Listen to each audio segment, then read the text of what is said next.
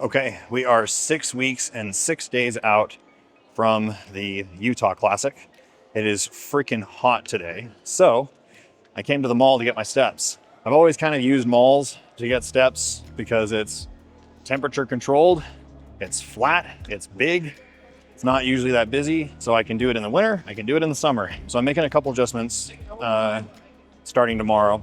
Weight literally hasn't budged in 3 weeks, regardless of the changes that I've made, but I'm not freaking out yet because the look is changing.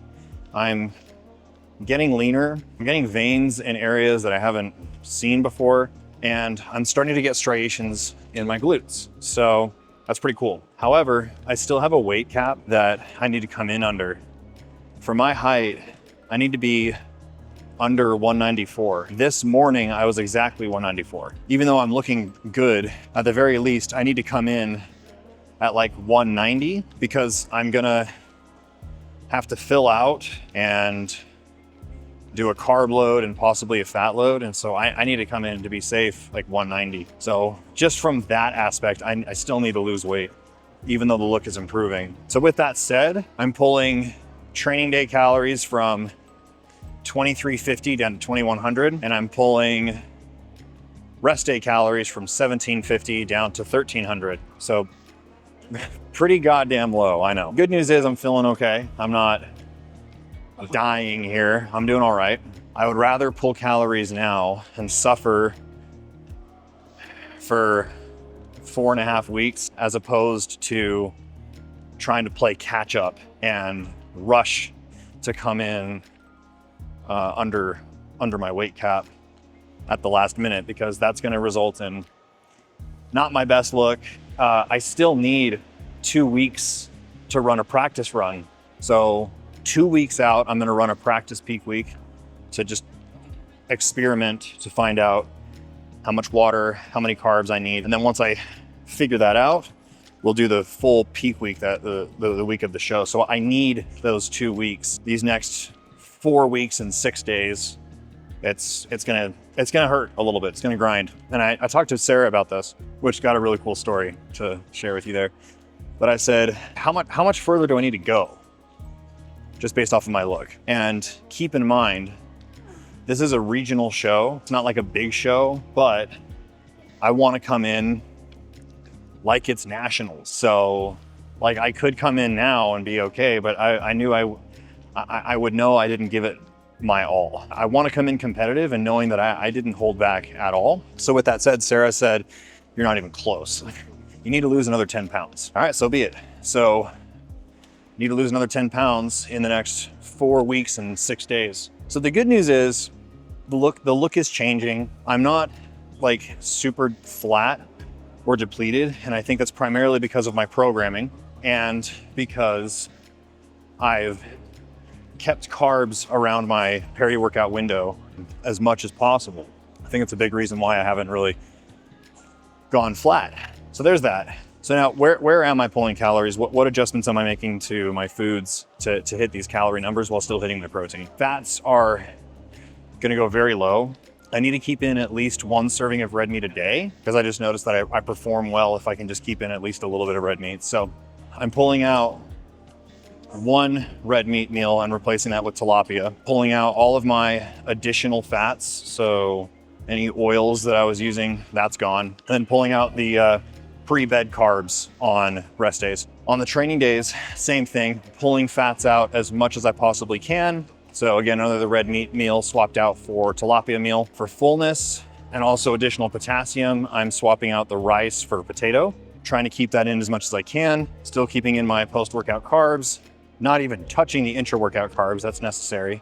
I'm not gonna touch additional activity yet, just 1 variable at a time. So still 10K steps, still 30 minutes zone 2 cardio. If I don't see any movement in the next 5 or 6 days, I'll increase activity. So going back to what Sarah and I worked on yesterday, it was a really cool moment for me, kind of an emotional moment. We were running through my poses, and this is why I wanted to go with Sarah, because my posing sucks. Like I don't know how to pose, and so I needed her help. But there's just a couple poses that I just dread because I could never figure them out, and I always looked just small doing them.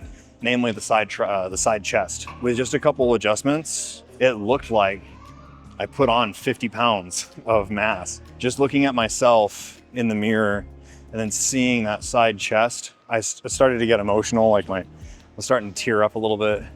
You know, she was talking and I was like kind of wiping my eyes away, and she's like, "You got something in your eye?"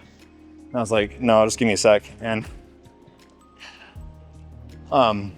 she's like, "Okay, what's going on? Talk to me." And I said, "This is the first time that I feel like I can actually pull this off.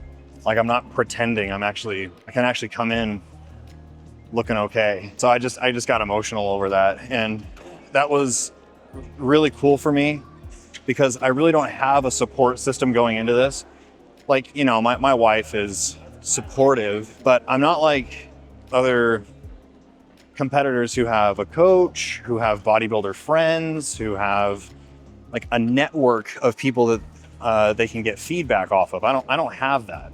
I'm going at this solo. And so I've just been kind of I'm flying blind. And so a little bit of feedback from Sarah and confirmation from Sarah that I can actually pull this off was really what I needed. Because I'm not a bodybuilder. I'm not in this world. And so like, I don't have friends or a network that I can bounce ideas off of, which can kind of mess with your mind a little bit.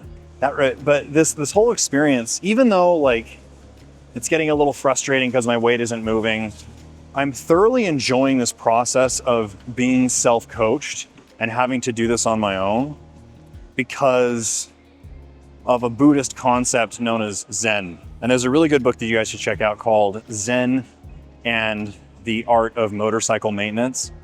If you read the book, it's going to make you want to get a motorcycle. But it's about, there's a difference between buying a motorcycle and just riding it for the hell of it, and buying a motorcycle and doing your own maintenance and repairs on it. When you have to work on your motorcycle and troubleshoot and problem solve and figure out how to get it to work, you appreciate your motorcycle that much more. The road trips that you take with your motorcycle become that much more worthwhile because you worked for this. Like, you put in all this time to get your motorcycle to work. You didn't give it to somebody else to do the work for you. So you appreciate it that much more. At the heart of it, that's what Zen is. Zen is appreciating the reality of your journey, the good, the bad, the positive, and the negative. You appreciate all of it. That's Zen. You could also call it equanimity. So 3 years ago, I did my first bodybuilding show, and I didn't want to do any kind of thinking because it was so new to me. So I hired a coach to just do it all for me. He did the program, he did the nutrition, he did the cardio, he made all the adjustments. And I found myself not enjoying the process as much. I just was focused on the outcome. I just wanted to get on stage and, frankly, get it over with. I didn't really appreciate the process. So this time around, sure, I'm excited to get on stage, but what I'm most excited for is I did this. I had to do the research. I had to do the problem solving. I had to figure out how to make this work. And so I've just noticed that this whole prep really hasn't been that bad. I haven't disliked the process at all. I've actually enjoyed it, even with all the frustrations, because I'm figuring it out. I'm learning, I'm troubleshooting, I'm problem solving for myself. So I've found Zen in the bodybuilding. So anyway, a little bit of philosophy there, a little bit of Buddhism, but that's my check-in. We'll just keep plugging away. See you in the next one.